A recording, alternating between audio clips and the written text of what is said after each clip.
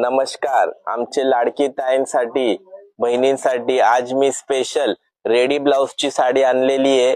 ज्यांना पण unique piece घालायचे त्यांच्यासाठी हे सर्व साड्या आहे. हे बघा, हे तुम्ही बघू शकतो.